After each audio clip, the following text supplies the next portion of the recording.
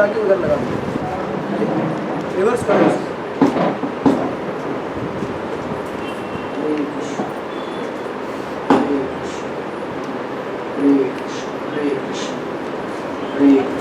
Volume इधर होता है, पहले दो बटन,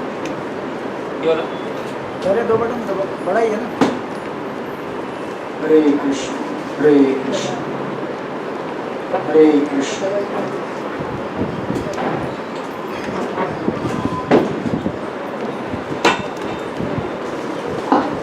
हरे कृष्ण। इको कम कर लो। हरे कृष्ण। इको डाउन कर दो, इको रहेगा ना, इको रखना। हरे कृष्ण हरे कृष्ण। ट्रेवल भी कम करो लास्ट में। हरे कृष्ण। ओम नमो भगवते वासुदेवाय। ओम नमो भगवते वासुदेवाय। ओम नमो भगवते वासुदेवाय। ओम नमो भगवते वासुदेवाय।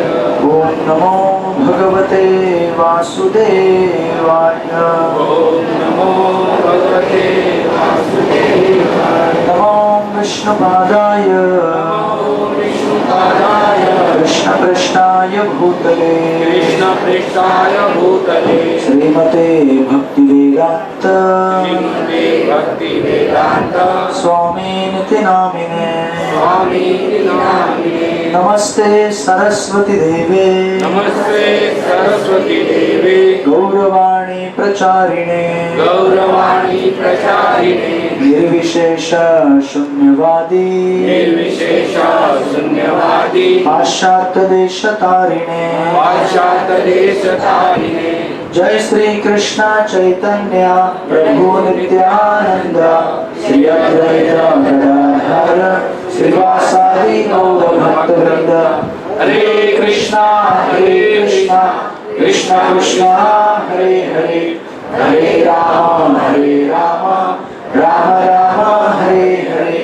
हरे कृष्णा कृष्ण कृष्णा हरे हरे हरे राम राम राम हरे हरे।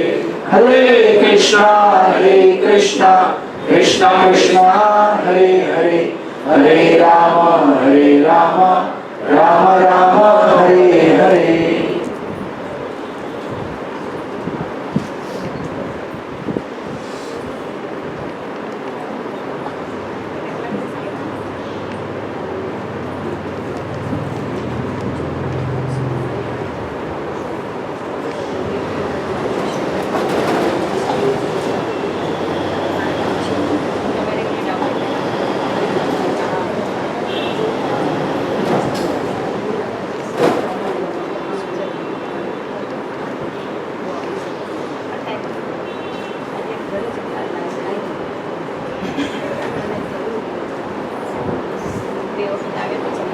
पिबन्ति ये भगवत आत्मनं सताम्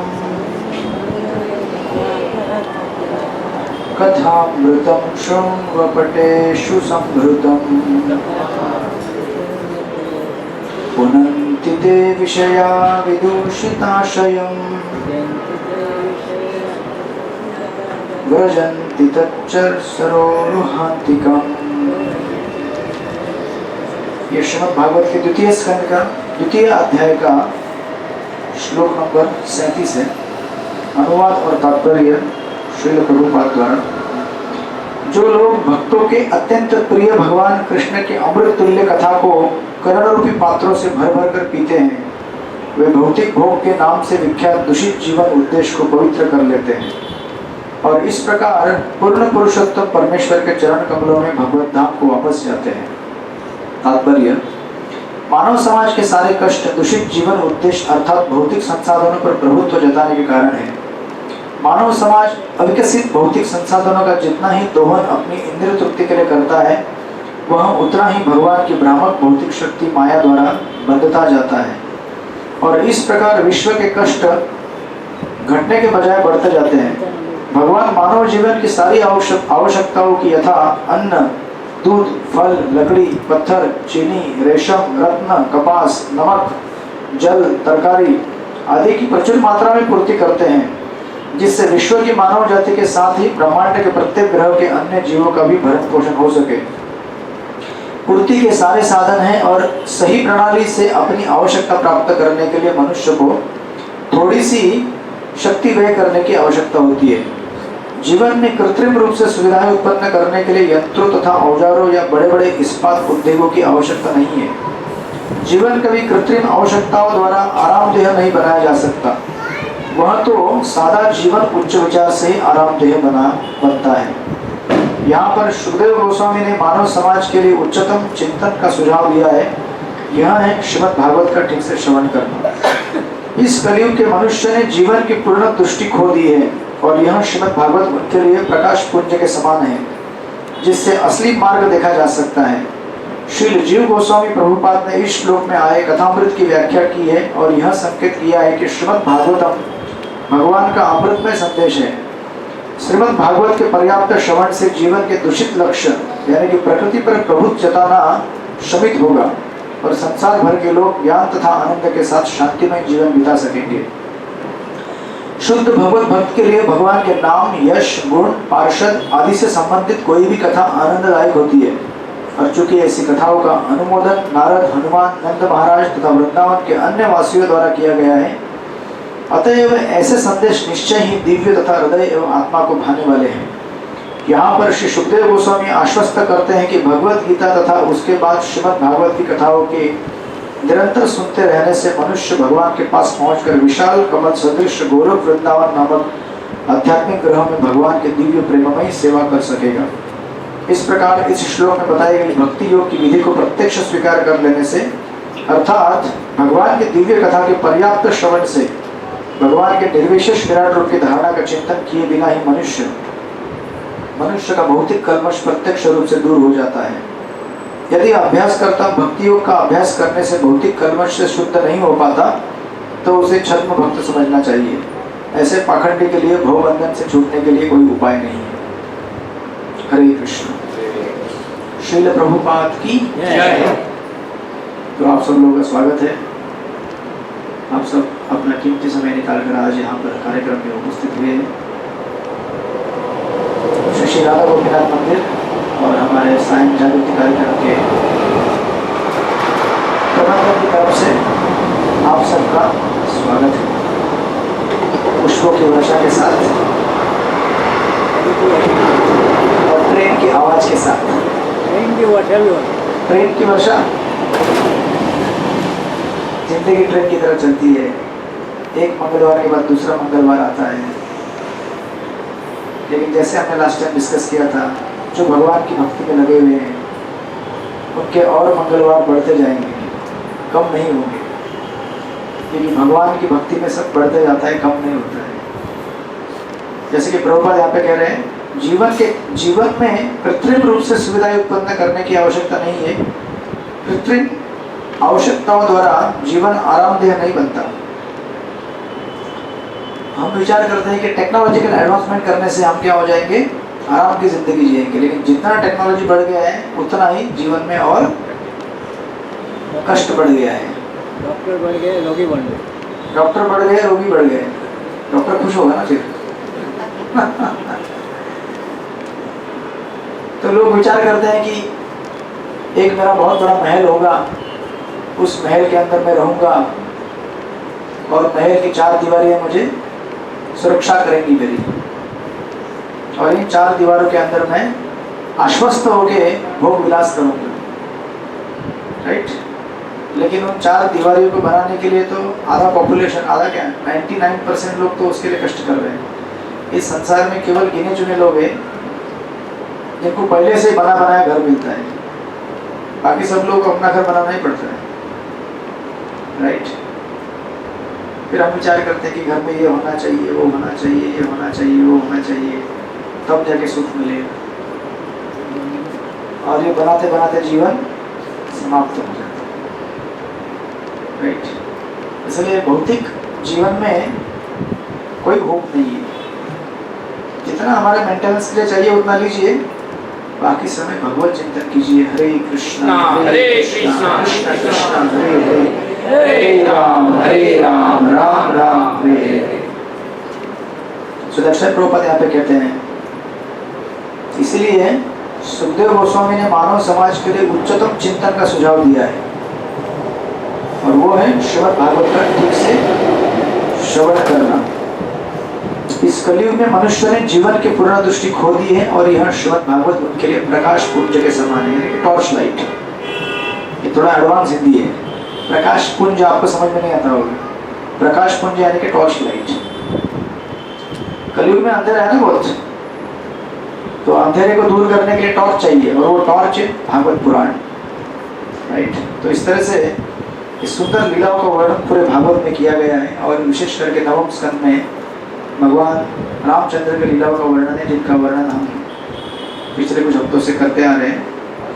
सुखदेव गोस्वामी परीक्षित महाराज को इन कथाओं का वर्णन करते हैं, और वाल्मीकि मुनि रामायण में इनका वर्णन किए हैं, और उन्हीं के कृपा आशीर्वाद से हम लोग भगवान श्री कृष्ण के और भगवान राम की कथाओं का आस्वादन कर पा रहे हैं।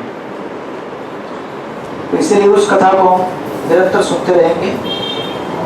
आपको याद रहेगा पिछली बार हम लोग देख रहे थे कि किस प्रकार विश्वामित्र मुनि ने यज्ञ आरंभ किया था 6 दिन का, 7 दिन का, और राम और लक्ष्मण उस यज्ञ कुंड का रक्षा कर रहे थे कि कहीं कोई असुर ना आ जाए, और देख रहे थे कि कहीं अगर असुर आ जाए तो उसको हम तुरंत मार के गिरा देंगे, यज्ञ कुंड में उसको दूषण फैलाने नहीं देंगे।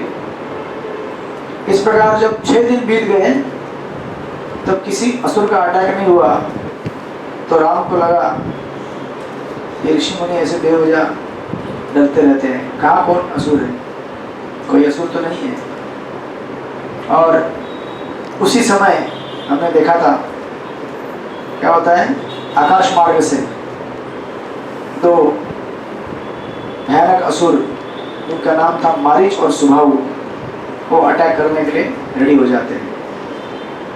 पहले भी मिसाइल चलता था आकाश में, बड़ा बड़ा टेक्नोलॉजी था, ऐसा नहीं कि मिसाइल अभी चलता है। तो इस प्रकार जब असुर अटैक करने के लिए आ गए तो भगवान राम ने अपना वरद हस्त दिखाया सारे ऋषियों को, डरो मत, रक्षा करने के लिए आया हूँ, रक्षा ही करूँगा आप लोगों की, चिंता मत करो। अपना वरद हस्त दिखाया, अभयदान दिया। और ये असुर जो कि विचित्र विचित्र रूप लेकर प्रकट हो रहे थे, रामायण में यहाँ वर्णन होता है कि इनके जो आंखें थी, आंखों से आग उगल रहा था। ऐसा देखें कोई असुर लोग आंखों से अग्नि उगल रहे हैं, उनको देख के डर लगेगा आपको। तो एक तो असुर है, आंखों से अग्नि उगल रहा है, और तरह तरह के विचित्र विचित्र काला जादू करके, ब्लैक मैजिक करके अनेक अनेक वस्तुओं को उत्पन्न कर रहे थे वो, जिससे डर जाए सारे ऋषि। तो कभी आकाश में ऐसे घने घने काले बादल तैयार कर देते थे, वास्तव में नहीं था वो, लेकिन तैयार कर देते थे। ऐसा लगता था कि प्रचंड वर्षा होगी अभी उसमें से। और वर्षा अगर देखें कभी आप, पुराने जितने भी युद्ध आपने देखे होंगे रामायण महाभारत में, इन बादलों से रक्त, पीप, मल और मूत्र की वर्षा होने चालू हो जाती है। गिर नहीं रहा है लेकिन दिख रहा है, इल्यूजन क्रिएट करते हैं वो लोग। और इस तरह से पूरे यज्ञ वेदी को ये दोनों असुर घेर लेते हैं अटैक करने के लिए, चारों तरफ से अनेक अनेक हथियार, अनेक अनेक चीजों के साथ। रामायण में वर्णन आता है कि ये लोग अनेक अनेक ये तो कर ही रहे थे, साथ में पत्थर बहुत सारे आजू बाजू में जितने भी चीजें हैं जो उठा के फेंक सकते हैं, सब चीजें लेकर अटैक कर रहे हैं। लेकिन एक्चुअली जो यज्ञ कुंड चल रहा है उसके ऊपर बिल्कुल भी उसका प्रभाव नहीं हो रहा है, क्योंकि यज्ञ कुंड में जो ऋषि बैठे हैं वो क्या कर रहे हैं, मंत्रों का उच्चारण कर रहे हैं, और मंत्रों के पावर की वजह से ये लोग उसको स्पर्श भी नहीं कर पाते, इसलिए ऊपर ऊपर से ही अटैक करने की कोशिश कर रहे हैं। ये मंत्रों का प्रभाव होता है। मंत्रों के प्रभाव से हमारे पूरे शरीर के इर्द गिर्द एक ऑरा डेवलप होता है। आज के आप लोग टेक्निकल भाषा में एक कवच तैयार होता है, जिस कवच से कोई भी भूत पिशाच या कोई भी इविल स्पिरिट हमारे ऊपर अटैक नहीं कर सकता, राइट? क्योंकि भगवान के मंत्रोच्चारण से, भगवान के नाम कीर्तन से हमारे आसपास एक कवच तैयार हो जाता है। इसीलिए भगवान के मंत्रों का हमें सदैव जप करते रहना चाहिए। हरे कृष्णा कृष्णा कृष्णा हरे हरे, हरे राम राम राम हरे हरे। ये असुर बड़े फ्रस्ट्रेट हो रहे थे कि यार कुछ फेंक नहीं पा रहा हूँ उसके अंदर, पूरा ऊपर ही ऊपर, क्योंकि एक कुंड में गिर नहीं रहा था वो, जो भी फेंकने की कोशिश कर रहे थे। तो जब भगवान राम देखते हैं कि इस तरह से ये असुर लोग उत्पात मचाने के लिए सब तैयार कर रहे, तो भगवान ने क्या किया, बाण चलाकर उसका एक छत्र तैयार कर दिया, कैनोपी पूरा बाण से कवर कर दिया कि कुंड को, इसमें कुछ भी गिर ना पाए। और तत्पश्चात इस तरह से कैनोपी तैयार करने के बाद भगवान राम ने देखा कि असुर ज़्यादा ही उत्पात मचाना चालू कर दिए हैं, तो उसमें भगवान ने अपने जो अनेक अस्त्र थे जिन्हें विश्वामित्र मुनि ने उनको दिया था, उसमें से एक उन्होंने मिसाइल निकाला, मनवस्त्र करके कहते हैं, उसको एम्पावर किया और मारीच के ऊपर रिलीज कर दिया। जब मारीच के ऊपर ये अस्त्र चला तो कहते हैं कि मारीच लगभग 100 योजन यानी कि 800 माइल दूर समंदर में गिर गया जाकर, मरा नहीं मारीच, बहुत दूर जाकर गिर गया, क्योंकि मारीच के आगे जाकर रोल आने वाला है ना, इसलिए उसको मरना नहीं है। और मारीच याद रखेगा हमेशा, नेक्स्ट टाइम जब रावण उसको बुलाएंगे तो मारीच याद रखेगा, और मारीच खुद रावण को एडवाइस करेगा कि भाई उसके पास मत जाओ। एक बार मुझे उन्होंने बंदूक से उड़ा दिया था तो मैं इतना दूर आके गिर गया समंदर में, राम को कोई नहीं हरा सकता, आप मत जाओ उसके पास, सीता को छोड़ दो, सीता को हरण मत करो। लेकिन सुबह मारीच के इतना बताने के बाद भी एक्चुअली रावण उस समय रेडी हो जाता है, बोलता है हाँ ठीक है तो कुछ करेंगे नहीं। लेकिन उसके तत्पश्चात शूर्पणखा वहाँ आ जाती है और शूर्पणखा अपना डायलॉग चालू कर दिए, भैया मैं आपके लिए पत्नी ढूंढने गई थी, बड़ी सुंदर बहू है ना, आपको कितना अच्छी लगेगी आपके लिए, फलाना फलाना फलाना अपना ड्रामा बना के बोलती है। गई थी खुद शादी करने के लिए, आके बोलते हैं कि भगवान आपके लिए, भगवान नहीं कि रावण को बोलती है, उनके लिए उसका भी भगवान है, आपके लिए वर ढूंढने गई, सुंदर स्त्री है। फिर रावण बोलता है कि ठीक है वापस अटैक करेंगे। तो ये कथा प्रसंग आगे आएगा, इसके लिए मारीच को हम लोग अभी मारेंगे नहीं, मारीच को जीवित छोड़ेंगे, मारीच मर गया तो फिर राम कथा आगे नहीं बढ़ेगी। इस प्रकार मारीच दूर जाके गिर जाता है ना?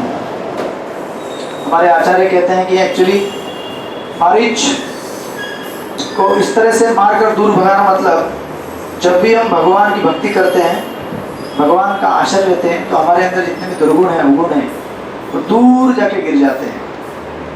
ये भगवान की भक्ति करने का लाभ है।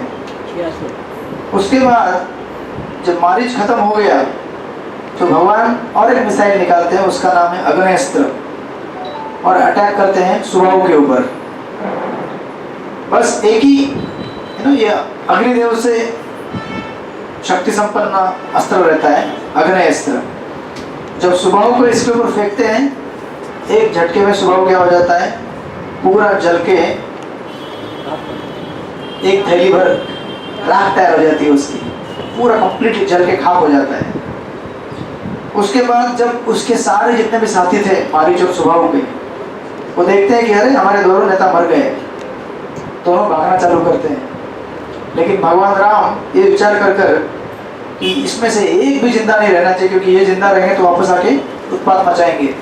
तो भगवान वायु अस्त्र यानी कि जो वायु से एम्पावर्ड है, उस अस्त्र को निकालते हैं और सबके ऊपर छोड़ देते हैं। एक भी असुर जीवित नहीं रहता, सारे असुर इस युद्ध में मारे जाते हैं। इस प्रकार जब सुबाहु और मारीच इन दोनों का खात्मा होता है, सिद्धाश्रम इतने सारे है ना दिन से जो बड़े कष्ट में था, उसके पहले भी अटैक हुआ करता था असुरों का।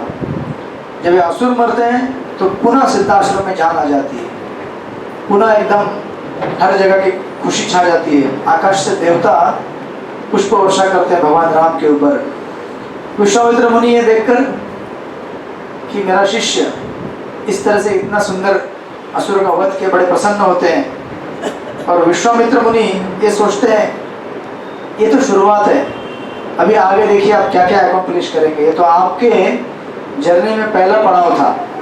इसके पहले ताटका, उसके तत्पश्चात सुबाव मारीच, अभी आगे तो बहुत चीज़ें देखनी है।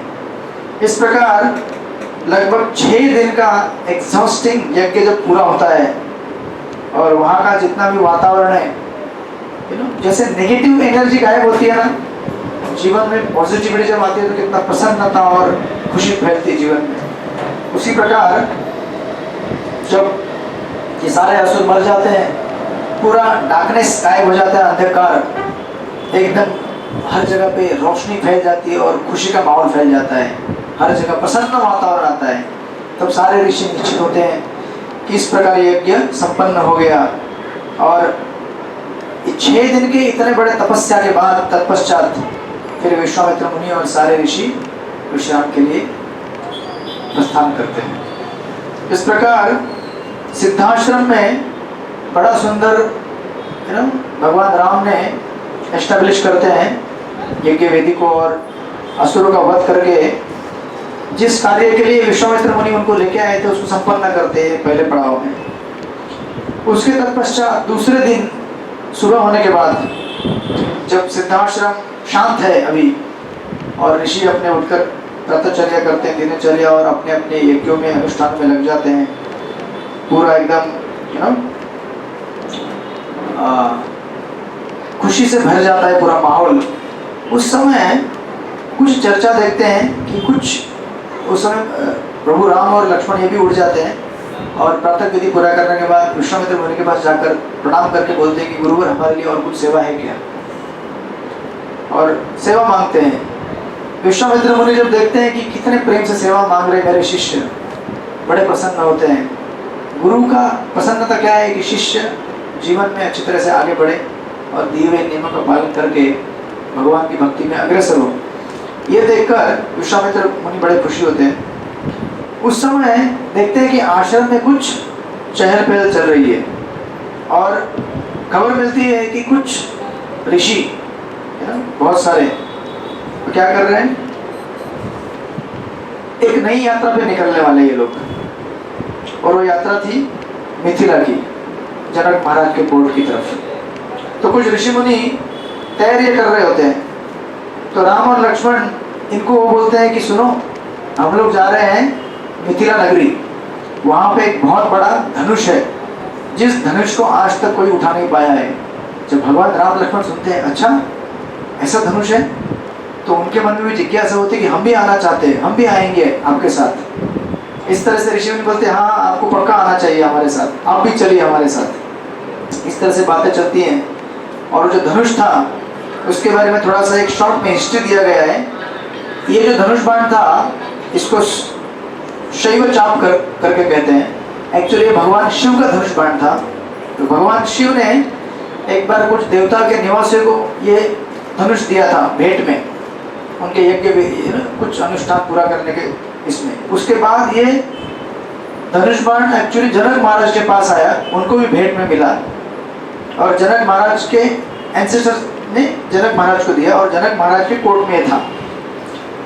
और उस धनुष बाण को एक्चुअली सब लोगों ने उठाने का प्रयास किया था। जनक महाराज के पैलेस में आकर जितने भी देवता थे, गंधर्व, किन्नर, जितने भी शक्तिशाली इस ब्रह्मांड में जीव हैं, वो सब आके प्रयास किए थे उसको उठाने का, लेकिन कोई उठा नहीं पाया था।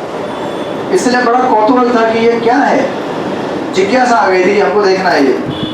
इस तरह से विश्वामित्र मुनि और बहुत सारे ऋषि तैयारी करते हैं मिथिला की तरफ निकलने के लिए। जब मिथिला की तरफ निकलने की तैयारी करते हैं तो विश्वामित्र मुनि के शिष्य है ना, वो भी उनके साथ निकलने वाले हैं। अब देखिए विश्वामित्र मुनि बहुत समय उस सिद्धाश्रम में रहे थे, उस वन में। तो उस वन के प्रति अपनी कृतज्ञता प्रकट करने हेतु उस वन की जो प्रिजाइडिंग डिटी है देवता विश्वामित्र मुनि उनके पास जाते हैं, उनको प्रणाम करते हैं और उनको धन्यवाद देते हैं कि इतने दिन आपने हमें यहाँ पे रहने दिया, इतने दिन हमने यहाँ पे रह के यज्ञ अनुष्ठान किया और बहुत सारे यहाँ पे हमने अनुष्ठान किए, यज्ञ किए, इतने सारे असुरों का वध हुआ और शांति स्थापित हो गई, धन्यवाद देते हैं। और विश्वामित्र मुनि अपने मन में उस जगह के बहुत सारे एन्चेंटिंग फैसिनेटिंग मेमोरीज इकट्ठा करते हुए, है ना, कभी हम एक जगह पे अगर बहुत लंबे समय तक रहते हैं और उस जगह को छोड़ते हैं तो उसके मेमोरीज हमारे साथ रहते हैं। अब हमारे मेमोरीज पता नहीं अच्छे हो या बुरे हो, विश्वामित्र मुनि और साधुओं के तो मेमोरीज इतने सुंदर है। सिद्धाश्रम में भगवान राम को लेके आए, असुर का वध कराया, कितना एडवेंचर रहा होगा, ये सब याद करते हुए और बड़े कृतज्ञ भाव के साथ अपने कृतज्ञता प्रकट करते हुए ये लोग एक्चुअली विश्वामित्र मुनि जब वहां से निकल रहे तो उनके मन में इच्छा नहीं है वन को छोड़ने की, इतना अच्छा वन है, लेकिन उनके लिए बहुत बड़ा उद्देश्य आगे इंतजार कर रहा है। तो उस उद्देश्य की प्राप्ति करने के लिए अब यात्रा में निकलना पड़ेगा। एक ही जगह पे नहीं रुक सकते ना, जीवन हमारा यात्रा है। एक ही जगह पे रुके रहेंगे तो क्या होगा, उस जगह से आसक्त हो जाएंगे, उस व्यक्तियों से आसक्त हो जाएंगे और वो हमारे बंधन का कारण बन जाता है। फिर तो आप लोग कहीं घूमेंगे नहीं, जाएंगे नहीं, हमारी यात्रा ऐसे नहीं कि फिजिकल चलती है, पर यात्रा हमारे मेंटल और स्पिरिचुअल प्लेन में चलती रहती है, राइट। तो हम लोग अपने मन में दिन भर में कितने भी बहुत सारे तीर्थ स्थानों की यात्रा करके आ सकते हैं। भगवान की लीलाओं में जब प्रविष्ट होते हैं हम लोग, तीर्थ यात्रा पे निकले हम लोग, ऐसा मत सोचिए कि भगवान राम और विश्वामित्र मुनि निकल के घूम रहे हैं, उनके साथ साथ कितने सारे ऋषि मुनि आप लोग भी साथ में हैं और भगवान राम की सहायता कर रहे हैं असुर का वध करने के लिए। एक एक को अपना अपना रोल मिला हुआ है। जब भगवान को भूख लगेगी तो भूख भी लगा देना इस तरह से दो सॉरी इनका अभी क्या था, यज्ञ कुंड का बहुत सारा सामान था, यज्ञ कुंड का और बहुत सारा यज्ञ करने का। तो कहते हैं कि लगभग 100 बैलगाड़ियां भर के बहुत सारा सामान उनका, सारे उनके शिष्य लोग इकट्ठा करते हैं और जो भी यात्रा है ना यज्ञ का था और अगली यात्रा पे निकलते मिथिला की तरफ। जब ये निकलते हैं वहां से तो उस समय उस वन में रहने वाले बहुत सारे पंछी पशु इनका पीछा करते हैं विश्वामित्र मुनि और उनके पूरे टीम का, कि उनको विरह हो रहा है, अभी हम आपको नहीं छोड़ सकते यहाँ से। जितना प्रेम विश्वामित्र मुनि को उस वन के प्रति था उतना ही प्रेम और लगाव वन में रहने वाले पशुओं को और पंछियों को उनसे हो गया था। तो विश्वामित्र मुनि आगे निकल रहे, ये उनके पीछे पीछे आ रहे, काफी दूर तक ये उनके पीछे पीछे आते हैं। उस समय विश्वामित्र मुनि पीछे मुड़ते हैं और कहते हैं कि आप अभी यहाँ तक ही आ सकते हैं, इससे आगे मत आइए, आप लोग वापस अपने अपने घर में जाइए। तो बड़े ही हेवी हार्ट के साथ ये सारे जितने भी वन्य जीव हैं विश्वामित्र मुनि को अपना पिता मान रहे थे, राइट, पिता ही तो है ना, ऋषि हैं और इनका पालन पोषण उन्होंने ऐसे किया था जिस प्रकार एक पिता अपने बच्चों को प्रोटेक्ट करता है सारे तकलीफों से, प्रॉब्लम से। तो वन में शांति प्रस्तावित करके इन दोनों में काफी बड़ा बॉन्ड हो गया था विश्वामित्र मुनि और वन के सारे जीवों के प्रति। विश्वामित्र मुनि भी बड़े हेवी हार्ट के साथ उनको विदाई देते हैं। ये सारे फिर बड़े गंभीर मुद्रा में खुश हैं कि विश्वामित्र मुनि विश्व का कल्याण करने के लिए आगे बढ़ रहे हैं, लेकिन दुख भी है कि अभी हमें उनका साथ नहीं मिलेगा। इस प्रकार बड़े दुखी भाव में वापस अपने अपने घरों की तरफ आ जाते हैं। इस प्रकार जब विश्वामित्र मुनि और उनका टीम आगे बढ़ता है, थोड़ा आगे चलने के बाद एक नदी आती है, उसका नाम होता है सोना रिवर। तो सोना नदी के तट पर ये शाम तक पहुंच जाते हैं। उस समय भगवान राम और लक्ष्मण बड़े क्यूरियस हैं, पूछते हैं नदी क्या है, इसका हिस्ट्री क्या है। और विश्वामित्र मुनि बड़े सुंदरता से उस समय बताते हैं कि ये जो प्रांत है एक्चुअली ये हमारे पूर्ववर्ती राजाओं का प्रांत है। इसके पूर्व जितने भी हमारे एंसेस्टर होके गए हैं, बड़े बड़े पुण्यवान राज ऋषि, उनका ये एरिया है और उन्होंने यहाँ पे राज्य किया है। इस तरह से कई कथाएं बताते हैं। और जब संध्या होती है, रात्रि होती है, उसके बाद जिस तरह से पंछी अपने घोंसले में जाकर चुपचाप सो जाते हैं, सब लोग फिर शांत हो जाते हैं। दिन भर का थकान है, थोड़ा यात्रा किया है, और नदी के तट पर ही वहाँ पे अपना कैंप लगाकर विश्राम करते हैं। उसके तत्पश्चात जब रात गुजरती है, दूसरे दिन जब ये लोग उठते हैं, कर्तव्य विधि पूरा करते हैं और आगे अपना पूरा सोना रिवर से आगे निकलने के लिए ये लोग बढ़ते हैं। उस समय भगवान राम देखते हैं कि जो नदी है, इसको जब क्रॉस करना है तो देखते हैं कि कहीं उबड़ खाबड़ है, कहीं पे एकदम ऊंचा है पानी, कहीं पे बहुत कम है। तो उस समय भगवान राम एक्चुअली विश्वामित्र मुनि को पूछते हैं कि इस नदी को कैसे क्रॉस करना है। विश्वामित्र मुनि एकदम सहजता से, एकदम आसानी से उत्तर देते हैं कि हमें जो पूर्ववर्ती आचार्य और जो पिछले युगों में जो यहाँ से ऋषि गए हैं, उनके मार्ग का अनुसरण करते हुए जाना है, कुछ नया ढूंढने की जरूरत नहीं है। रास्ता दिख रहा है, जो रास्ता हमें उन्होंने चला है उसी रास्ते पे चलना है।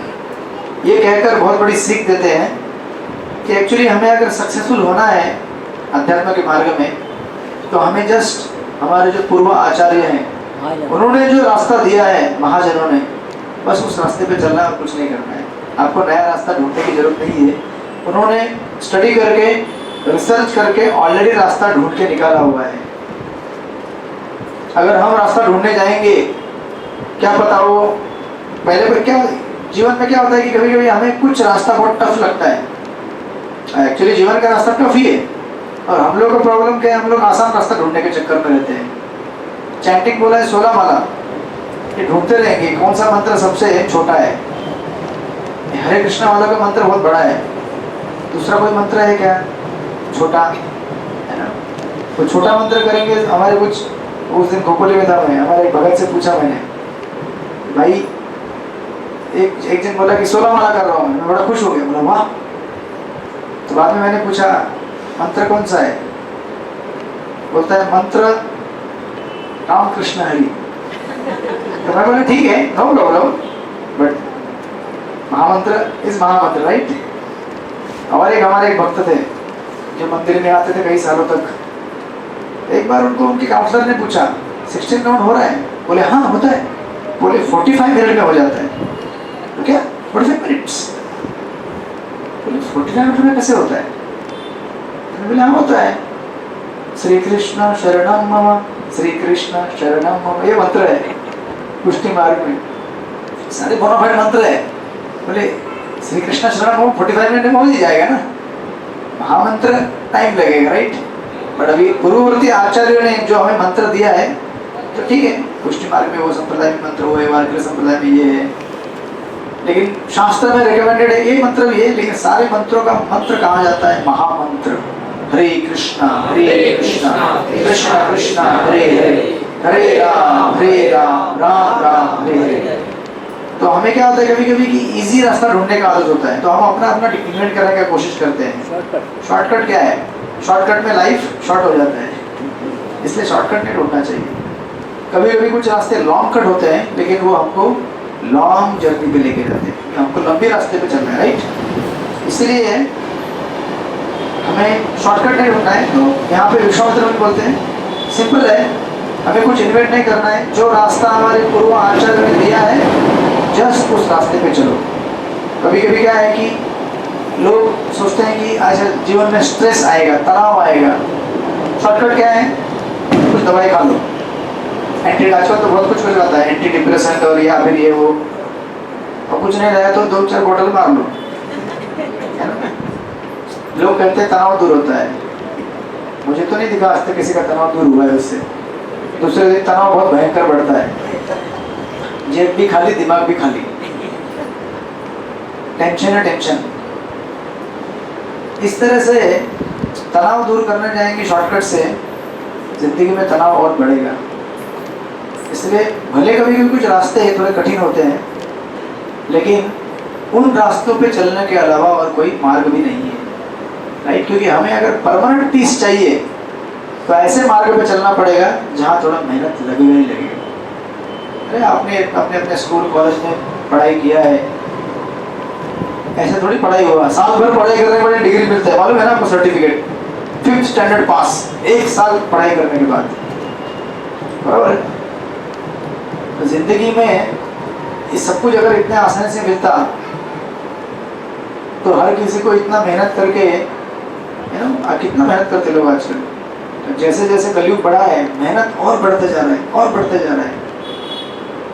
सुख कम है, मेहनत इतना है। सुख तो है ही नहीं कई जगह पे, है ना।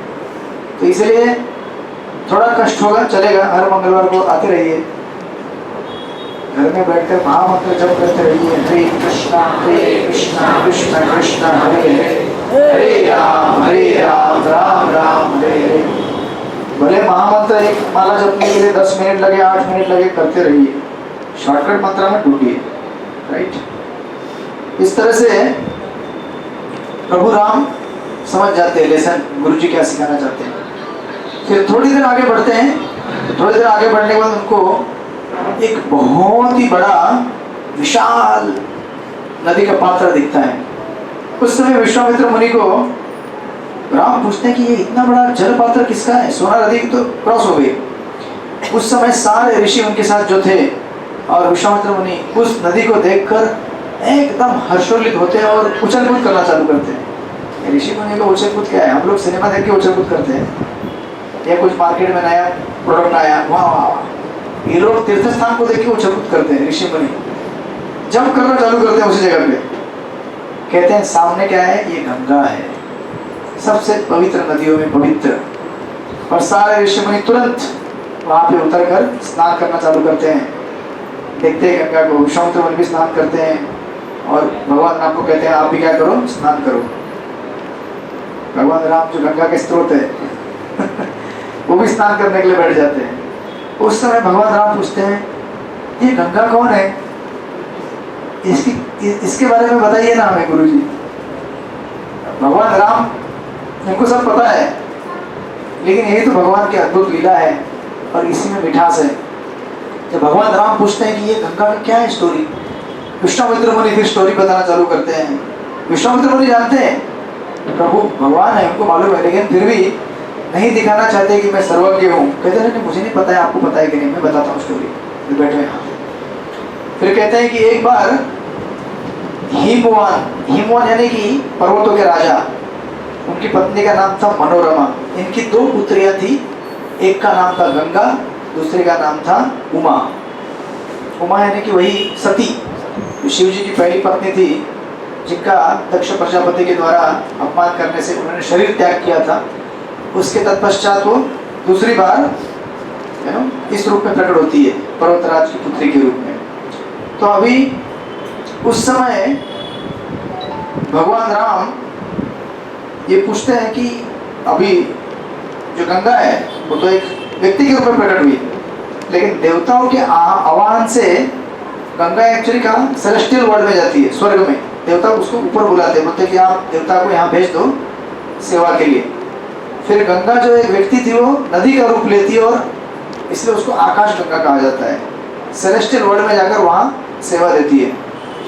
अब गंगा वहाँ से पृथ्वी में कैसे आई उसकी कथा यहाँ पे चालू हो जाएगी। गंगा तो पहले आकाश स्वर्ग में थी, राइट। और जो उमा है उनका विवाह हो जाता है शिव जी से और उनसे कार्तिक उत्पन्न हो जाते हैं। वो अलग कथा है जिसका विस्तार यहाँ पे नहीं किया गया है, ये तो राम कथा नहीं होगी।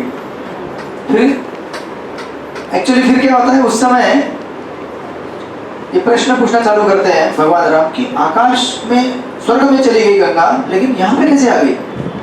छोटे बच्चे कैसे पूछते हैं कि यहाँ कैसे हो गया ये। कभी कभी देखते हैं कि नदियाँ कहीं आप लेकर जाएंगे बच्चों को पिकनिक पे, पूछेंगे ये यहाँ पे नदी कैसे आ गई? नदी कैसे आ गई? पर्वतों से बहते बहते बहते आ गई। बड़ा आश्चर्य लगता है बच्चों को, ऐसा नहीं होता है, ऐसे ऊपर से आता है। बच्चे बैठे हैं तो उस समय भगवान राम को विश्वामित्र मुनि कहते हैं, तो ये गंगा का अवतरण तो लंबा कथा है, बट रामायण में शॉर्ट में दिया है। यहाँ पे कहते हैं कि एक सगर महाराज करके राजा थे। सगर, इनकी 2 पत्नियां थी, केशिनी और सुमति।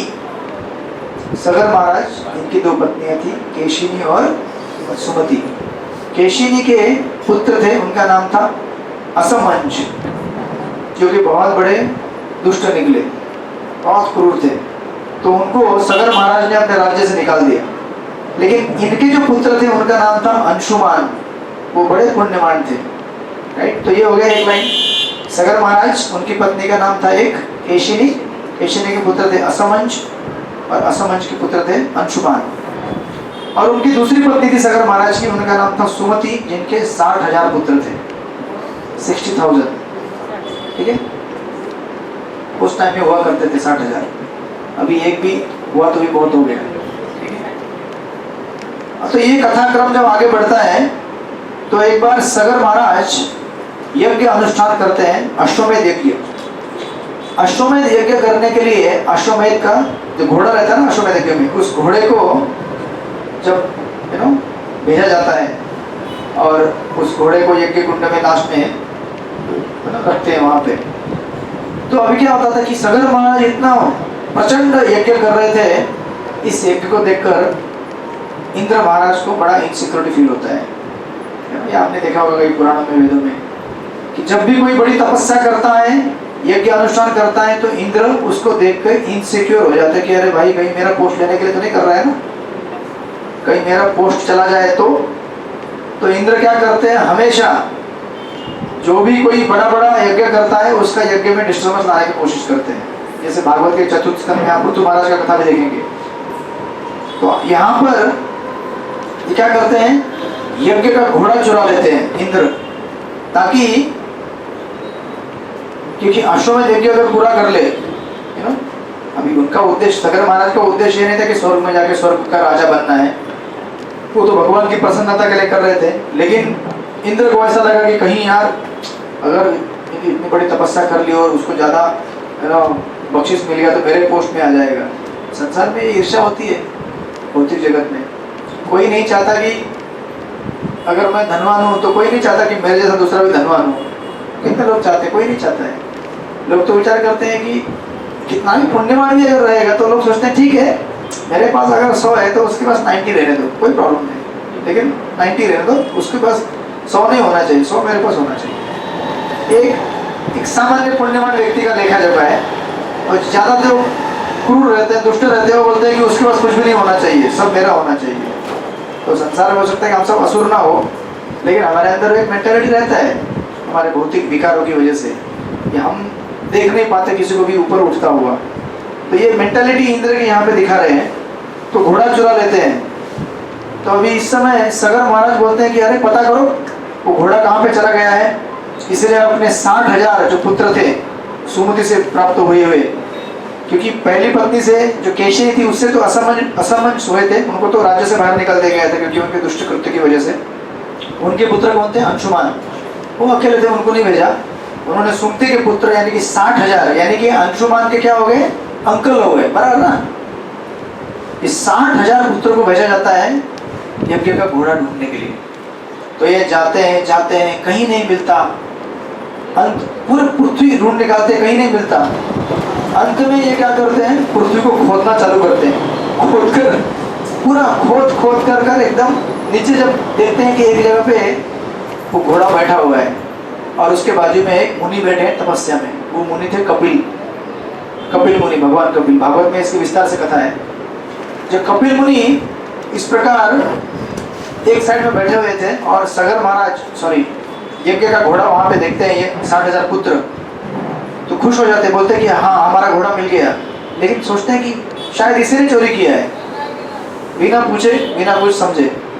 और उस कपिल जो भगवान के अवतार हैं उनके ऊपर अटैक करने जाते हैं। तो कपिल मुनि के क्रोध से सारे के सारे जल के भस्म हो जाते हैं। वहीं पे 60,000 पुत्र जल के राख हो गए वहीं पे, है ना। अब पता नहीं घोड़ा किधर है, और यहाँ पे सगर महाराज ढूंढ रहे हैं कि अरे किधर है, कहाँ गया, मेरे पुत्र कहाँ गए, है ना। तो उस समय ये जिम्मेदारी आती है एक्चुअली अंशुमान के ऊपर। सगर महाराज कहते हैं कि उनके तो अभी क्या हो गए, पौत्र हो गए, नाती हो गए। बोलते जाओ ढूंढो तुम्हारे अंकल कहाँ गए, अभी तक आए नहीं वापस, है ना। तो सगर महाराज निकलते ढूंढने के, अंशुमान बहुत विचरण करते हैं, भ्रमण करते हैं, लेकिन अंशुमान को भी मिल नहीं पाता है। अंशुमान को जब अंशुमान वहाँ पे आते हैं तो उनको मिलता है। अंशुमान जब वहाँ पे आते हैं देखते हैं कि अरे घोड़ा तो है यहाँ पे, लेकिन घोड़े के साथ साथ क्या हुआ है, उनके जितने भी अंकल थे उनको पता चल जाता है कि कपिल मुनि के क्रोध से ये जल के भस्म हुए हैं। उस समय वहां पर संयोगवश उनको गरुड़ जी मिलते हैं। गरुड़ जी जो भगवान के वाहक है, और अंशुमान के भी एक रिश्ते में कुछ तो मामा है, कुछ तो लगते हैं। गरुड़ जी उस समय कहते हैं उनको कि देखो, बताते पूरा कि इनका वध कैसे हुआ है, और इनको अगर आपको मुक्त करना है तो आपको गंगा को अवतरित कराना होगा यहाँ पे। जब गंगा आएगी, क्योंकि इन्होंने इतना पाप किया है, पृथ्वी को खोद कर उसका दोहन करना, ये बहुत उग्र कर्म है एक्चुअली देखा जाए तो। आजकल तेल निकालने के लिए खोदते। अब तेल निकाल के करोगे क्या? तेल निकाल के युद्ध करेंगे, तेल निकाल के मारामारी करेंगे, तेल निकाल के और जितना इंद्रिय तृप्ति करना है, भोग करना संसार में, ये सब बढ़ाएंगे, स्लॉटर हाउस लगाएंगे, जितने भी व्यभिचार की चीजें हैं, मांसाहार, नशापान, जुआ और परस्त्री गमन, इसके लिए क्या लगता है? पैसा लगता है। और ये लोग इससे पैसा बनाते हैं, आप देखेंगे। इसलिए वेस्टर्न वर्ल्ड जितना पैसा बना है वो सारा का सारा पैसा पाप में कार्य में लगाते हैं, इसलिए उसका बहुत भयंकर रिएक्शन मिलता है। राइट, इसलिए अर्थक्वेक आता है, फ्लड आता है। राइट, तो इस समय अंशुमान एक्चुअली जब इस प्रकार सुनते हैं गरुड़ जी का ये उपदेश, तो सबसे पहले अंशुमान को कहते हैं गरुड़ जी की, एक काम करो, पहले घोड़ा लेके जाओ, यज्ञ जो अधूरा रह गया उसको पूरा करो। तो ये घोड़ा लेके आते हैं, यज्ञ पूरा करते हैं, लेकिन अभी उनके अंकल जो है, इनका अभी उद्धार करना है, इनकी जो अस्थियां इनको बहाना है गंगा में, लेकिन गंगा तो ऊपर है आकाश में, गंगा कैसे आएगी यहाँ पे? इसीलिए अंशुमान तपस्या करने के लिए बैठते हैं। राइट, लेकिन सक्सेसफुल नहीं होते। तो इसका लंबा स्टोरी है। अंशुमान के बाद उनके पुत्र दिलीप, अंशुमान सक्सेसफुल नहीं होते हैं, उसके बाद उनके पुत्र दिलीप ट्राई करते हैं, दिलीप भी सक्सेसफुल नहीं होते। उसके बाद उनके पुत्र भागीरथी, फिर भागीरथी बड़ा तपस्या करते हैं, और तपस्या करके शिव जी को प्रसन्न करते हैं, ब्रह्मा जी को। और ब्रह्मा जी को प्रसन्न करने के बाद ब्रह्मा जी प्रकट होकर कहते हैं कि आपको क्या वर चाहिए? बोलते हैं कि मुझे गंगा पृथ्वी में लेके जानी है। किस कारण के लिए? मेरे अंकल का उद्धार करने के लिए। लेकिन गंगा तो अभी केवल उनके अंकल का नहीं, हम सबका उद्धार करने के लिए प्रकट हो जाएगी। और उस समय, लेकिन आपने कथा सुनी हुई, गंगा कहती है कि मैं तो आऊंगी, लेकिन मेरे प्रवाह को कौन रोकेगा? मैं इतनी तेज बहूंगी, सब कुछ बहा के लेके जाऊंगी। तो इसलिए मेरे प्रवाह को नियंत्रित करने के लिए कोई तो चाहिए। तो आपको क्या करना पड़ेगा? शिव जी को प्रसन्न करना पड़ेगा। तो भागीरथी फिर शिव जी को प्रसन्न करने के लिए बैठ जाते हैं। विचार कीजिए, पहले ब्रह्मा जी को प्रसन्न किया, फिर शिव जी को प्रसन्न करने के लिए तपस्या करते हैं भयंकर। शिव जी प्रसन्न होते हैं और उनके इन्विटेशन को स्वीकार करते हैं कि चलेगा, मैं गंगा को धारण करूँगा। राइट, इसलिए गंगा देखा होगा अपने शिव जी के जटा में धारण की हुई है। और फिर इस प्रकार उनकी बात को मानते हुए गंगा फाइनली अग्री हो जाती है कि चलेगा, मैं आऊँगी। और गंगा प्रकट होती है पृथ्वी पर।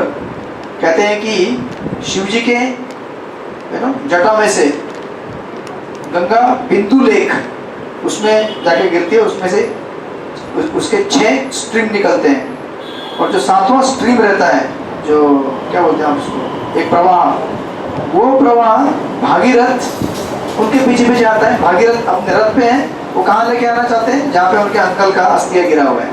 तो भागीरथ आगे आगे, गंगा पीछे पीछे उनके आ रही है। और बीच में जानु मुनि का आश्रम आता है। जानु मुनि करके थे कि गंगा अनजाने में जानु मुनि के आश्रम को डुबो देती है और पूरा फ्लड आता है उनके आश्रम में। तो जानु मुनि बड़े गुस्से होते हैं, मेरे आश्रम को डुबा दिया। गंगा को पी जाते हैं वो गुस्से में आकर, पूरे गंगा को पी जाते हैं। तो गंगा पुनः विनय करती है उनसे कि इस तरह से मुझे हिम्मत कीजिए, और भागीरथी उनको प्रार्थना करते हैं। तो जानु मुनि उनके प्रार्थना से प्रसन्न होकर अपने कान से गंगा को वापस प्रकट करा देते हैं। इसलिए गंगा का एक नाम है जाह्नवी, क्योंकि जानु उनके कर्ण से पुनः उसका रिबर्थ हुआ, इसलिए उसको जाह्नवी कहा जाता है। इस प्रकार बड़े रोमांचक कथा है, विस्तार से है, लेकिन रामायण में जितनी शॉर्ट में दी गई है। फिर इस तरह से वहां से निकालने के बाद सगर महाराज अंशुमान भागीरथी। अंशुमान कौन थे? उनके पहले, हाँ, नाती है वो, और ये इनके अंकल, राइट। अंशुमान के पुत्र हुए दिलीप, दिलीप के पुत्र हुए भागीरथी। भागीरथी इस प्रकार